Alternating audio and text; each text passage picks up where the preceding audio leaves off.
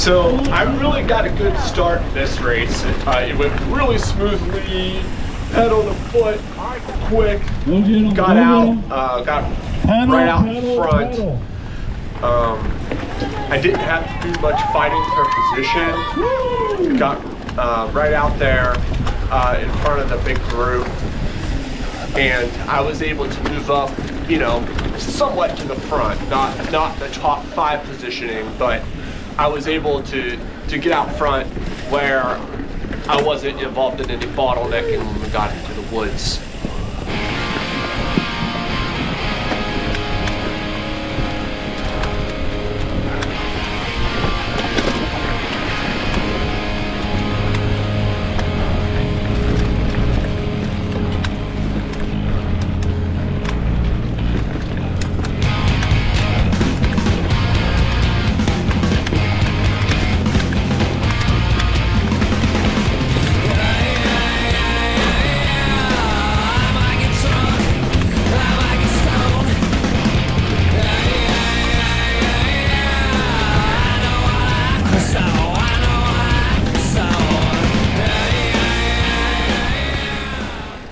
So at the 2-minute mark, I was really happy with where I was at in positioning, where I was kind of in the front, you know, definitely top 10. You know, had really good positioning, and I was where I really needed to be so I could start moving up in the 2 to 10 minute range of the race.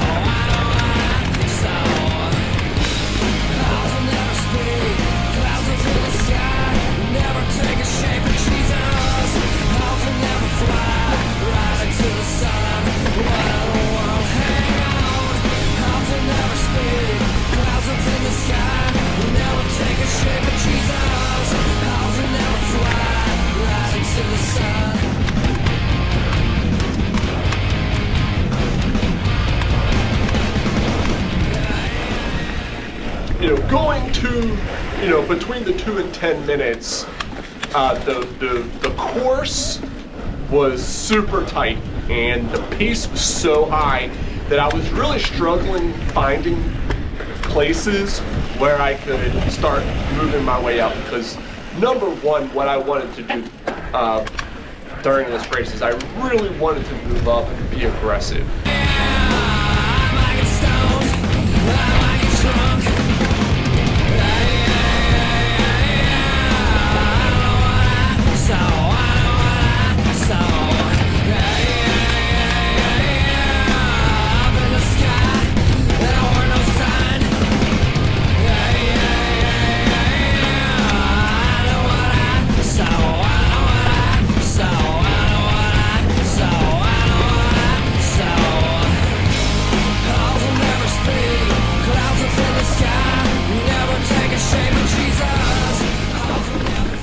Prior to the race, there was a lot of conversation about this rock garden. I did do a pre-ride, but I didn't know that the rock garden was an option, and I rode the beeline. So, you know, in preparation, you know, people were talking about this rock garden. I felt that maybe this would be a good spot where I could make positioning, even though I never rode it before. And I hit that thing hard, and I hit it fast, and I got super pumped. I think I made up 2 positions on the first lap just by hitting the rock garden. Woo!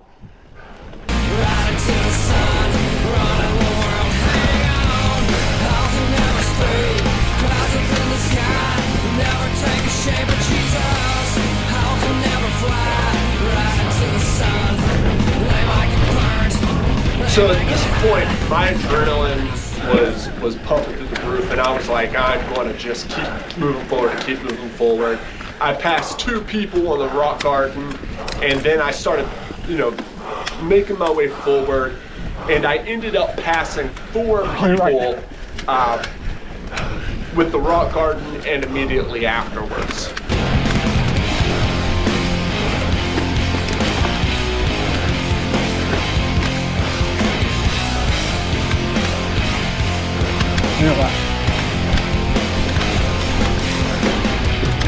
So after I made those 4 big moves, I could see someone else in front of me, and I had my eyes on them, and I'm like, I'm going after them, and I was just pumped up, and I was like, this is the first lap, I'm really being aggressive, and I felt strong, and I was like, my eyes were fixated on this person, and then all of a sudden, I completely missed the trail and ran right into the tape. Felt like a complete idiot, lost 2 positions that I had already gained, lost all my momentum, probably all in all 20-25 seconds just by stopping, getting in position, letting people pass, getting started back up again. Super frustrating.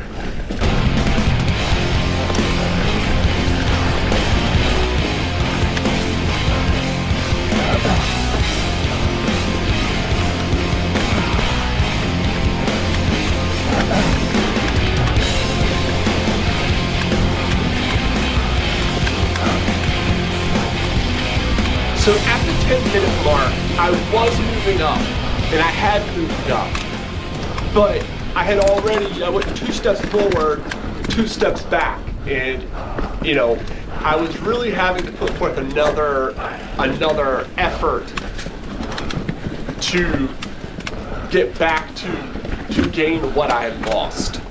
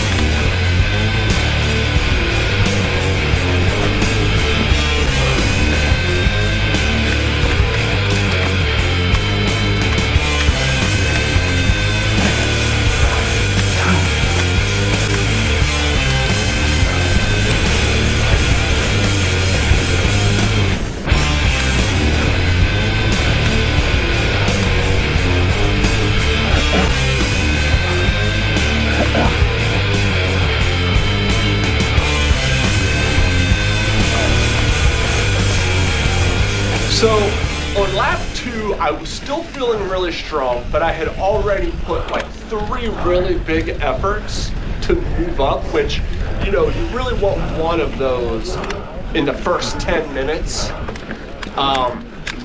And, well, I do. I don't know about anybody else, but I like to, one big effort, first 10 minutes, position yourself, and then ride a good ride, and you can consistently then catch those in front of you or stay in front.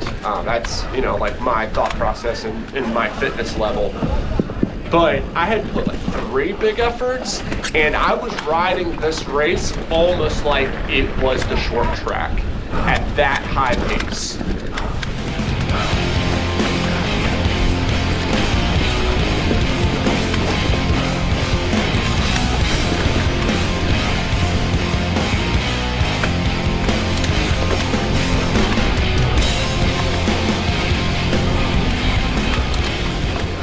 So similar to lap 1, lap 2, the riders in front of me were dictating the pace that I was going. It was really hard for me to excel in some sections that I was stronger at, but then, you know, they were stronger than me on other sections. So even though we were kind of evened out, maybe I was a little faster than they would have been in certain sections, I was kind of, you know, the pace was dictated definitely by them. So I wasn't able really to pass them or stay in front of them and move up.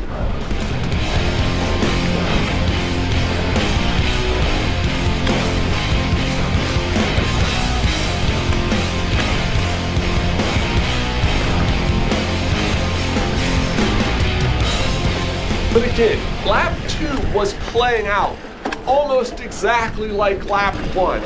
You know, I was on riders, and I was riding strong in the woods and in the more twisty sections, but then I was a little weaker on the dual track, which, you know, that's 100% always the case.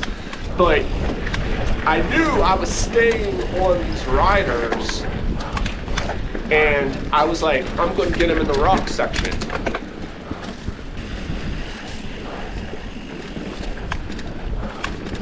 So when I did hit the rock section, I was able to make up the position just simply by taking the, you know, the more straight approach, you know, not wasting any effort.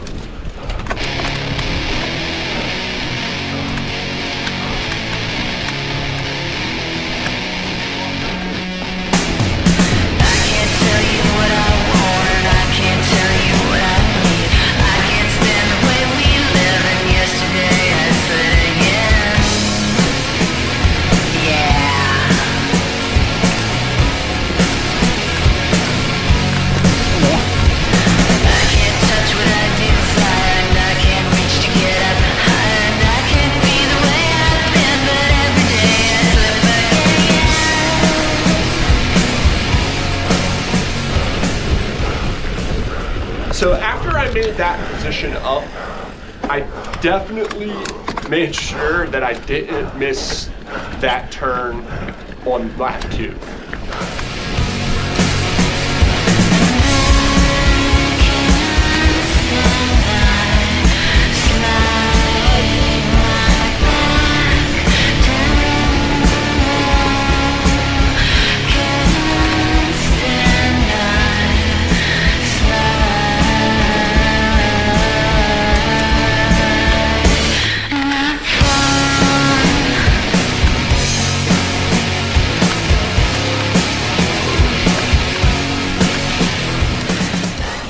So around half an hour into the race, which was about midway through lap 2, I realized we're running at short track pace right now.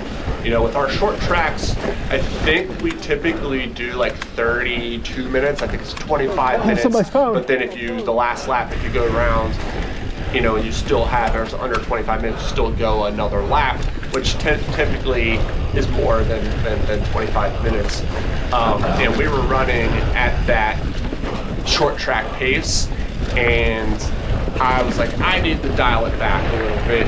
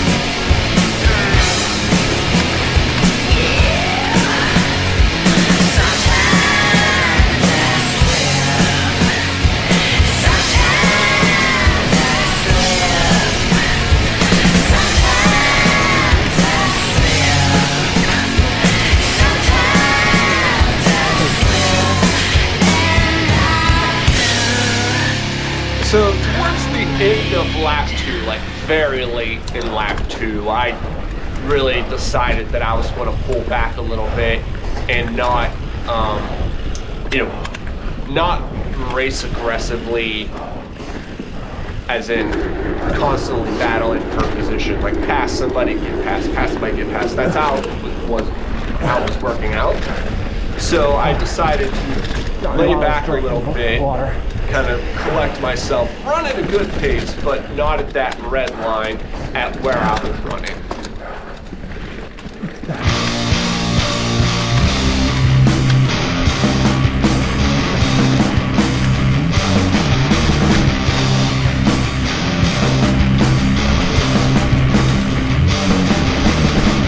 She says I'm a bad man. She says I don't understand that when I left her all alone, what she needed me the most. She was born with a bleeding heart. It was leaking from the start. All a cigarette across town. Seven told me she can set the road. Yeah.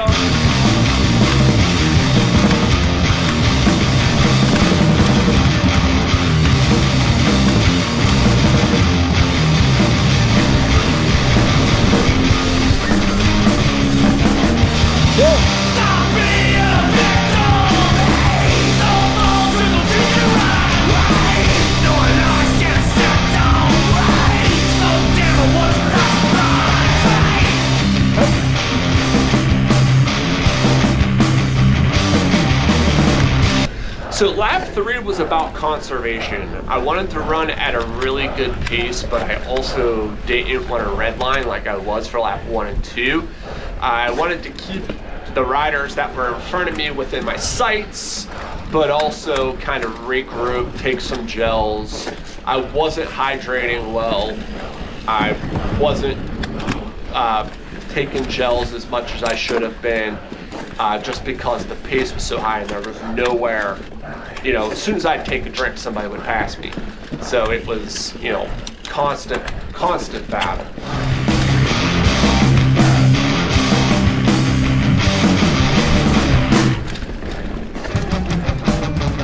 Well, I loved her, and I love her still. Many others I always will. But I won't trample down. More than a short run. So you gotta find, just gotta find single one. That one!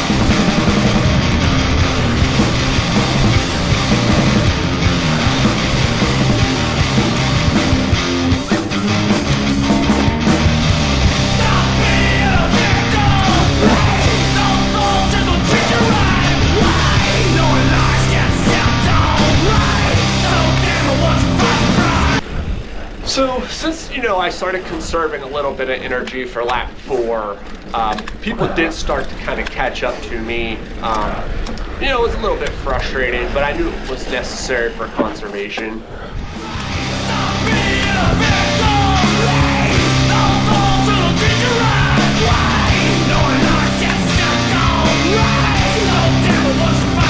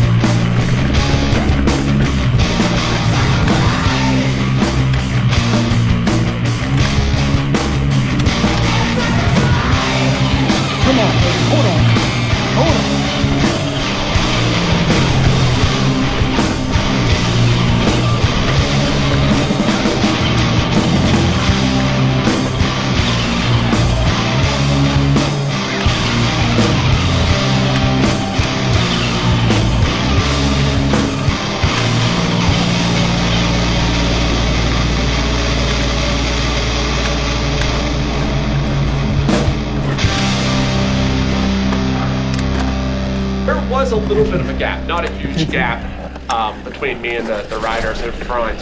But what was really good about that is I was able to ride my own race. I'm able to conserve a little bit of energy in certain sections, and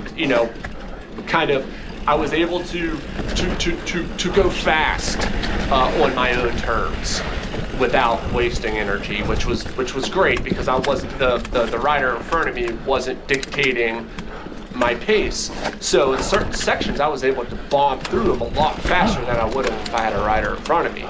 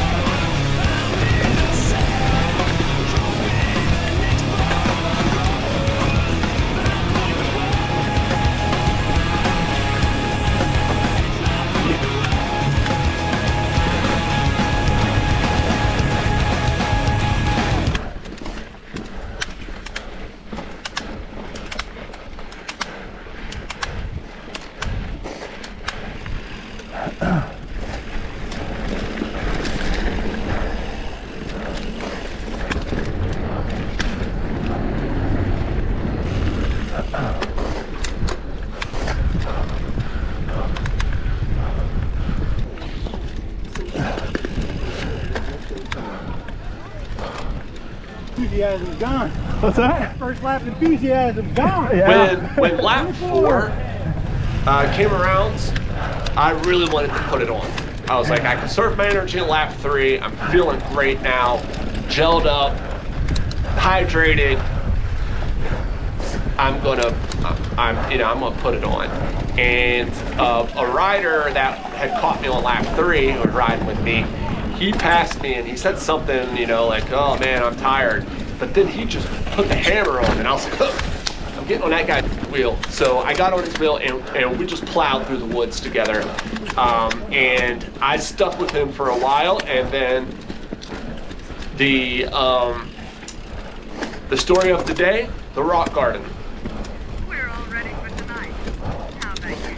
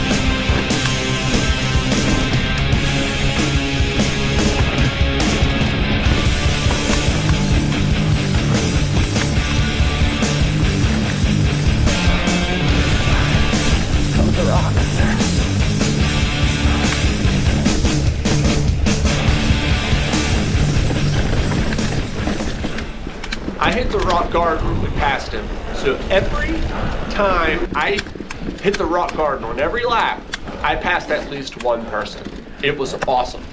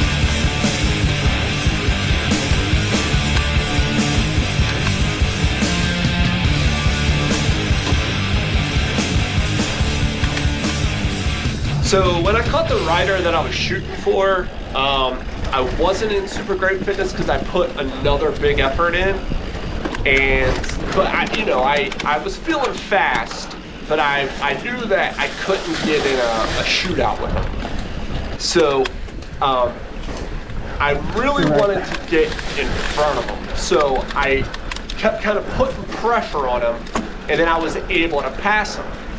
But after I passed him, he made a really, really good tactical decision. He passed me while I was getting ready to pass the rider in front of me, thus putting the rider between he and I. And I got stuck behind that rider. So my battle back to get behind the rider that I had been chasing, my camera died and didn't show the battle, the rider that was in between us. But I did get some external video of after I caught him. And then at the final, we hit the grass, there was a final sprint, and it was long and it was slow. The grass was so wet and soggy, you could not put down any power. I was struggling, and I was really, really, really trying to put it on. Finally, towards the end, I finally started making grounds, and then there's a corner, and then boom, finish line. And I am 0 for 3 in final sprints at the end of the race. So I'm hoping next year turns out a little bit differently, but I had a lot of fun this year at the Camp Edge, Shred the Edge, and I hope next year it's on again in October. If you like this content, please like, share, and subscribe, and hopefully I'll see you out there. I've got 2 more cyclocross races this year, and if you like this content, please let me know, and hopefully I'll see you at one of these courses. Thanks.